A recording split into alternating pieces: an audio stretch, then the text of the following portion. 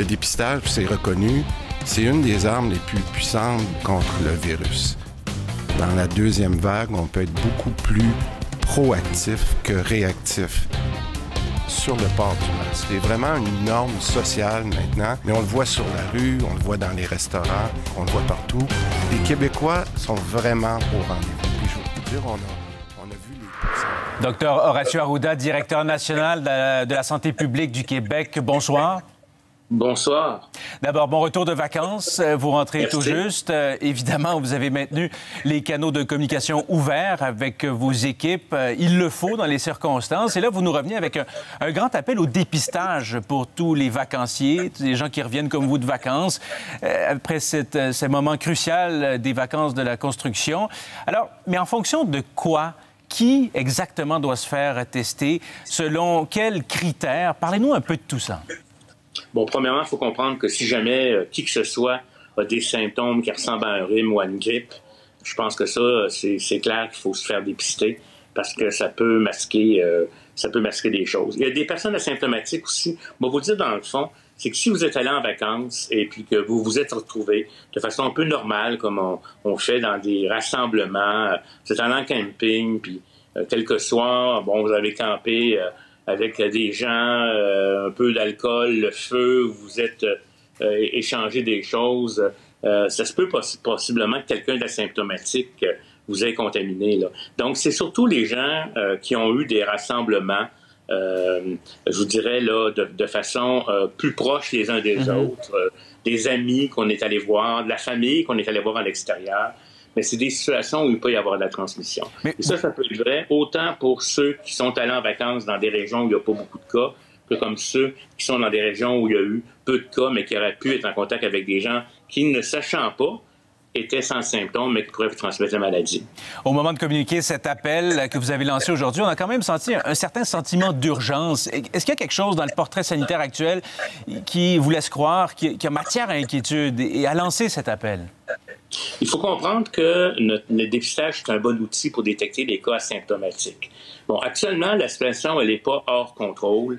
Nos cas sont stables autour de... Aujourd'hui, on est à 128 cas, 140, 180. C'est sûr que moi, mon rêve, c'est zéro. Bon, zéro, c'est peut-être pas possible à court terme.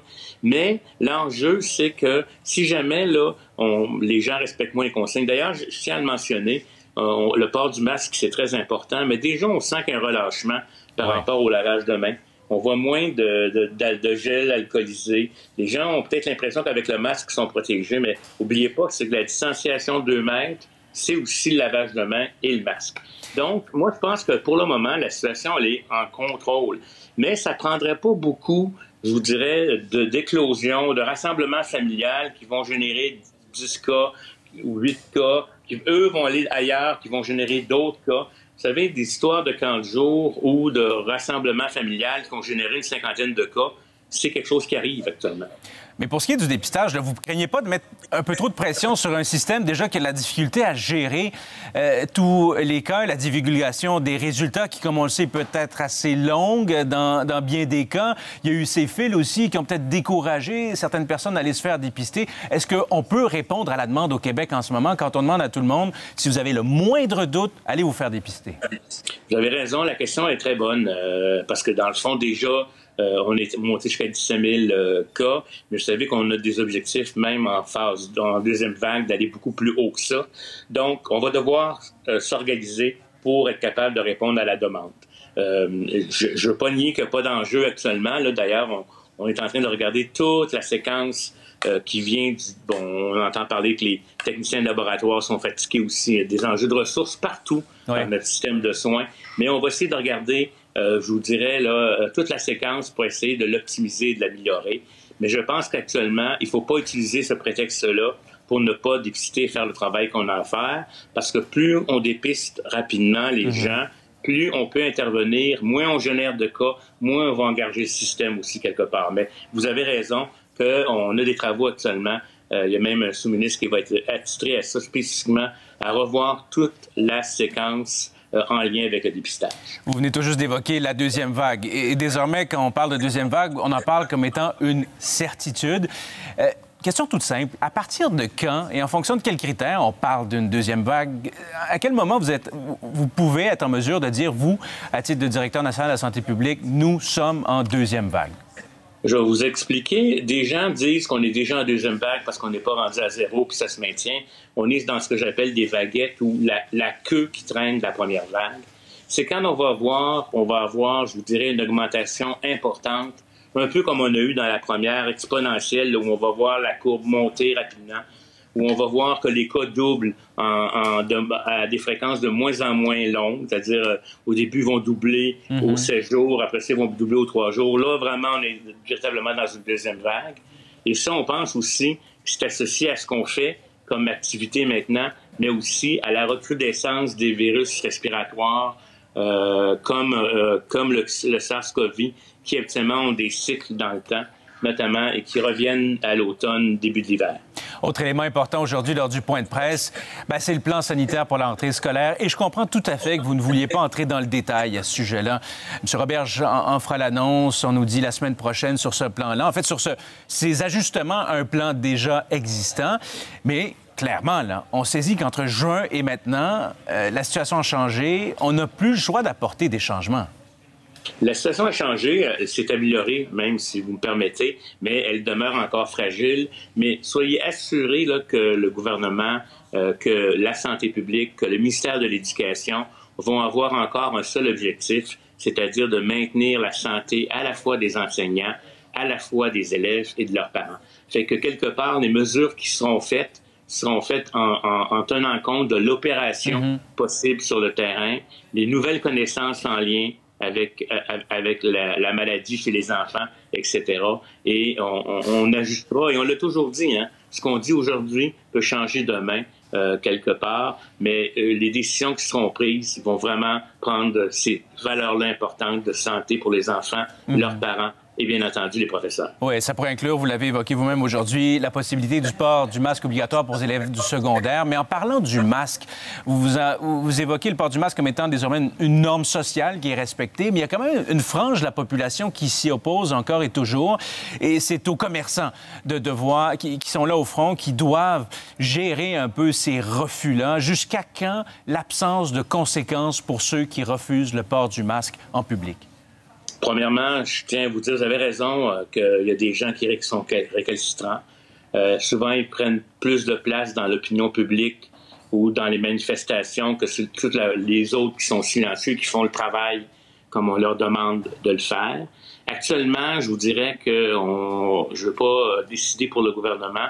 On est encore dans une approche, je vous dirais, de stimulation, de donner l'exemple, etc. C'est sûr que certains commerçants ont dû intervenir, mais tout dépendamment d'évolution, là, comme le gouvernement le dit et comme le dit mon ministre tantôt en point de presse, ça se peut qu'on aille jusqu'à des amendes, effectivement, pour les personnes qui, de façon, je dirais, là, volontaire et qui pourraient porter le masque, ne veulent pas le porter le masque.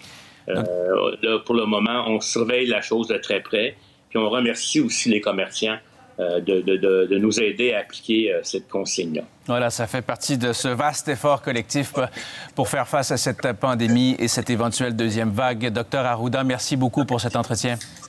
C'est moi qui vous remercie. Puis n'oubliez pas, distanciation sociale, lavage de mains, ça c'est bien important, et le couvre-visage. Merci beaucoup. Au revoir.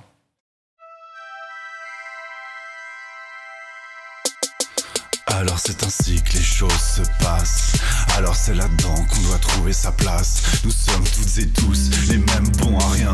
Nous croyons tout savoir et nous ne voyons rien. Où sont les adultes dont on me parlait quand j'étais petit? Partout où mon regard se pose, je ne vois que de grands enfants. Ça veut décrocher le pompon, avoir un tour gratuit, déguisé en gendarme, en héros ou en truand. Tout ça vouloir devenir calife à la place du calife. Et ceux qui prétendent le contraire sont encore les plus à craindre. Les beaux discours, les slogans, c'est tellement persuasif qu'avec notre soutien, ils nous détruisent sans nous contraindre. Que ceux qui ont des oreilles entendent, que ceux qui ont des yeux voient. Le troupeau est perdu et le berger est ignoble. Ne rejoignez pas les loups, ne soyez pas leur proie, car le temps est venu de vendanger les vignobles. Que ceux qui m'aiment me suivent, que les autres périssent. Et croyez-moi en navré de mon casse-point d'humilité. Mais si les uns sifflotent quand les autres regardent leurs pieds, c'est parce qu'ils attendent d'ailleurs que vienne le sacrifice. Il n'y aura pas de refrain, les mêmes ont déjà trop tourné.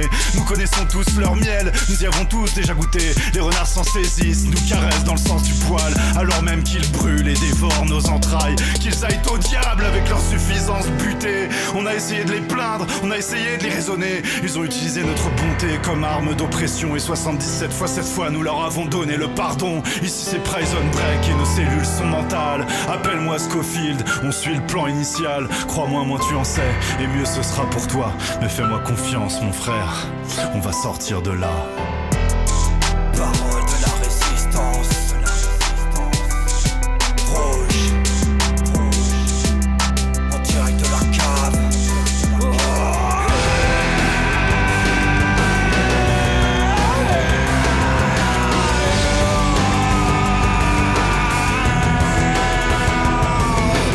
Étoile malin, t'as écouté le frangin. Que ça te plaise ou pas, on est posé là. On est à l'aise. Tu sens toi, on monte le malaise. Connais tes codes, tu imposes ton mode. Tes sœurs sont ton club, monsieur le petit.